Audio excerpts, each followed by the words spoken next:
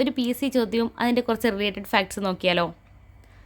1971 Ramsar convention താഴെ കൊടുത്തിരിക്കുന്നവയിൽ ഏതിൻ്റെ സംരക്ഷണവുമായി ആണ് ബന്ധപ്പെട്ടിരിക്കുന്നത്?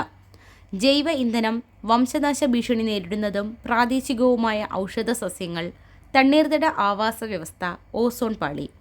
ഇതിൻ്റെ ആൻസർ വരുന്നത് തണ്ണീർത്തട ആവാസ വ്യവസ്ഥ എന്നുള്ളതാണ്. നോക്കാം അതിനായിട്ടുള്ള ഫാക്ട്സ്.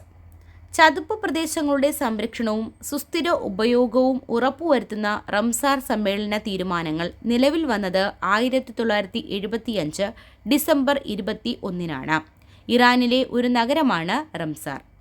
1971 ഫെബ്രുവരി 2 പ്രസിദ്ധമായ റംസാർ കൺവെൻഷൻ നടന്നത്. ഇതിൻ്റെ സ്മരണാർത്ഥമാണ് ഫെബ്രുവരി 2 തണ്ണീർത്തട ദിനമായി ആചരിക്കുന്നത്.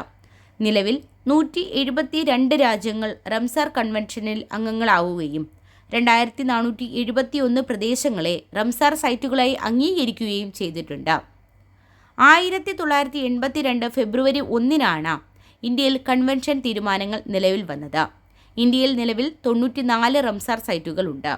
ലോകത്തിൽ ആദ്യ റംസാർ സൈറ്റ് പദവി ലഭിച്ച പ്രദേശം ഓസ്ട്രേലിയയിലെ കോബോർക്ക് പെൻസുലയാണ്. ഇന്ത്യയിൽ ആദ്യമായി ലഭിച്ചത് ചിൽക്ക തടാകത്തിനും. ലോകത്തെ ഏറ്റവും കൂടുതൽ റംസാർ സൈറ്റുകളുള്ള രാജ്യം യുണൈറ്റഡ് കിങ്ഡമാണ്.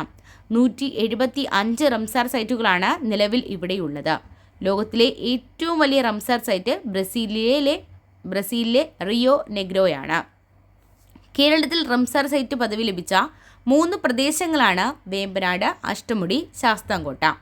ഇന്ത്യയിൽ ഏറ്റവും കൂടുതൽ റംസാർ സൈറ്റുകളുള്ളത് തമിഴ്നാട്ടിലാണ്. 20 റംസാർ സൈറ്റുകളാണ് ഇവിടെ ഉള്ളത്. താങ്ക്